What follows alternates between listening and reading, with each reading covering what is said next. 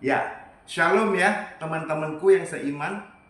Opa mau langsung ke firman-Nya yang hidup, yang berkuasa, yang berdaulat.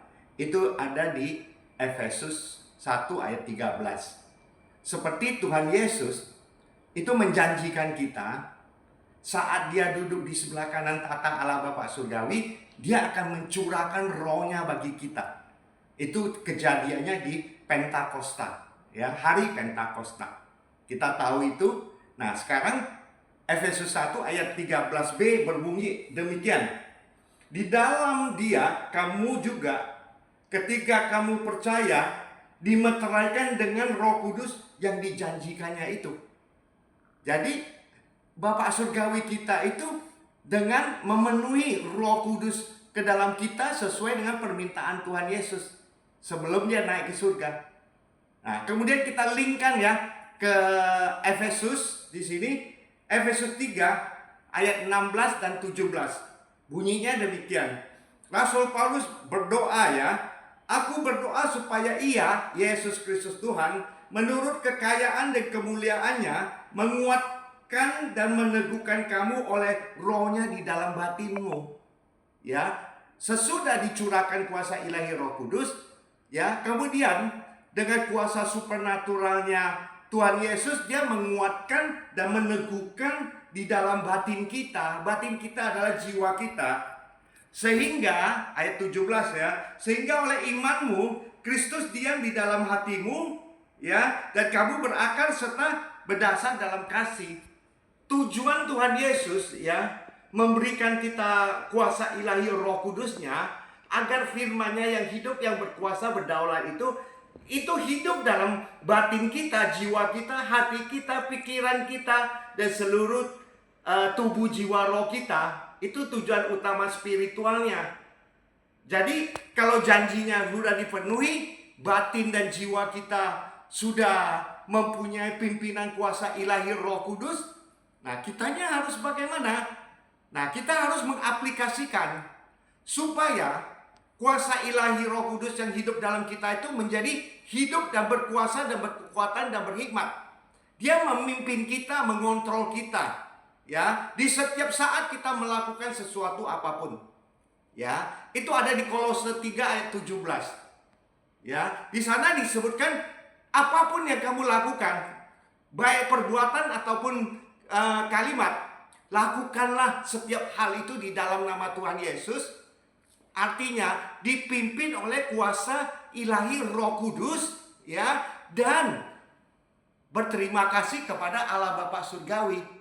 Jadi dilingkan ke Efesus 1 ayat 13 dengan Efesus 3 ayat 16 dan 17 ini, itu tujuannya ya tadi itu. Untuk Kolose 3 dan 17.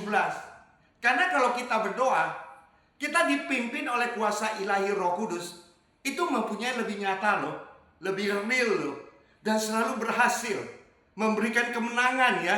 Solusi terjadi kalau Roh Kudus yang memimpin hidup kita, kita menghadapi persoalan, solusi adalah kemenangan kita.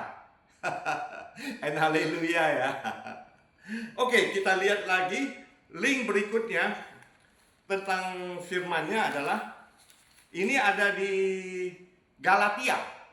Galatia 5 ayat 22 dan 23. Opa udah selalu memberitakan hal ini. Jadi kalau udah Roh Kudus tinggal di dalam kita, ya, kita harus membuat buah-buah roh. Nah, buah-buah roh ini ada disebutkan di Galatia 5 ayat 22 dan 23.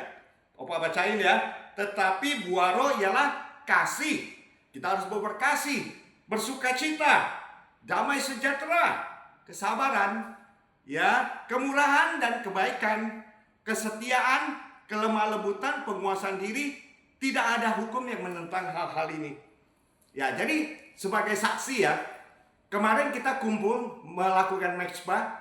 Beberapa teman yang doa syafaat kumpul di rumah Opa ya dan Oma. Kita berdoa syafaat. Nah, tujuan berdoa syafaat itu tentu dipimpin, disertai, dikontrol oleh kuasa ilahi Roh Kudus. Kita berdoa syafaat untuk siapa aja, ya, terutama Kita berdoa syafaat, yes and okay. Tapi kita juga harus melakukan hal-hal yang berbentuk kasih.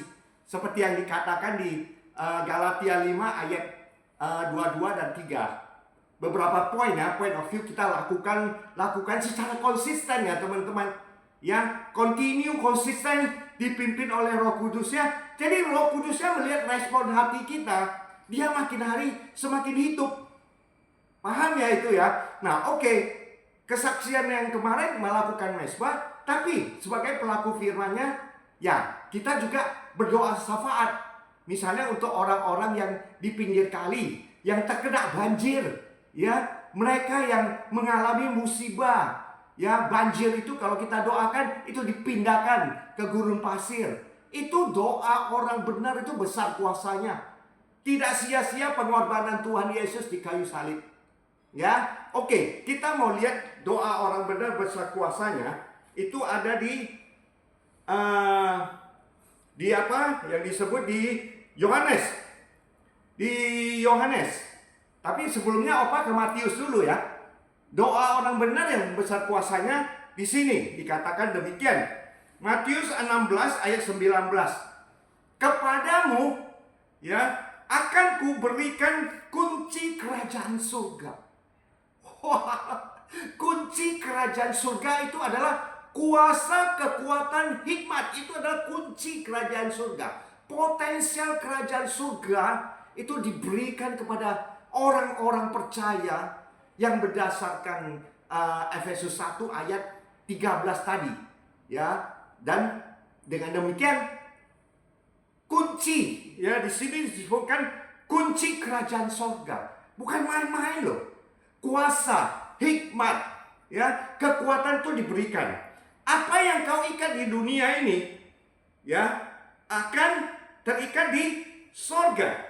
Dan apa yang kau lepaskan di dunia ini akan terlepas di sorga. Maka itu, Opa berdoa gini, doa syafaatnya. Oh Tuhan, saya ada di Glodok ini, ya, area Glodok. Saya lihat begitu banyak orang-orang yang gak mampu, ya. Mereka ada di sana. Contoh kesaksian Opa itu Opa lihat ya banyak ya. Tapi salah satu contoh yang memberikan hikmat itu, ada ibu yang bunting, tapi dia manusia perak. Seluruh badannya dicat perak. Ya, Opa berdiri, Opa lihat itu. Yang berserta temannya, ya Opa memberikan mereka berkat. Kenapa harus demikian? Karena memang ada firman-Nya tertulis. Semakin kita banyak menabur, ya, semakin kita banyak menuai. Ya, itu salah satu. Nah, doa syafaat yang tadi di pinggir kali, banyak orang mengalami banjir. Mereka susah. Ya kan? Dan kitanya, orang-orang yang hidupnya di dalam nama Yesus harus berani berdoa syafaat juga. Berani membantu juga mereka. Ya. Jadi poin-poin ini penting. Ya, udah paham ya? Makanya tadi di Galatia 5 ayat 23 itu ada kasih. Terutama kasih. Ya. Oke, kalau begitu sekarang kita udah masuk ke dalam firman-Nya. Sudah firman-Nya yang satu ini jangan lupa ya. Itu di Yohanes 15 ayat 7. Ya, Yohanes 15 ayat 7. Opa bacain ya. Jikalau kamu tinggal di dalam aku dan firman-Ku tinggal di dalam kamu, mintalah ya apa saja yang kamu kehendaki dan kamu akan menerimanya. Nah, sekarang Opa minta nih. Oh Tuhan, aku adalah anak-anak kerajaan terang. Aku minta agar aku menjadi seorang pendoa syafaat bagi mereka-mereka yang di kolong jembatan, yang di pinggir kali, yang di Glodok, mereka yang miskin, yang gak mampu. Aku doakan mereka. Tapi doa ini kita berbelas kasihan. Tapi belas kasihan itu harus dilengkapi dengan keinginan kita menuai jiwa-jiwa. Kalau berbelas kasihan, orang banyak duit kan bisa aja dia bagi-bagi. Itu no point. Tapi dalam hatinya rindu, oh mereka Tuhan mengenal Kristus. Mengenal Kristus seperti yang kita punya. tujuan utama hidup kita. Mereka mengenal Kristus, mereka mengenal keselamatan, ya kan? Mereka melakukan firman-Nya. Oh, jauh lebih baik kalau mereka terima uang dari kita, tapi mereka tidak tahu. Tapi dalam hati waktu memberikan uang, saya selalu ngomong, dalam nama Yesus, dalam hati ya, dalam nama Yesus, jamah mereka kuasa ilahi Roh Kudus. Dan kalau memang sesuai terpanggilnya mereka untuk kerajaan surgawi, mereka akan terpanggil.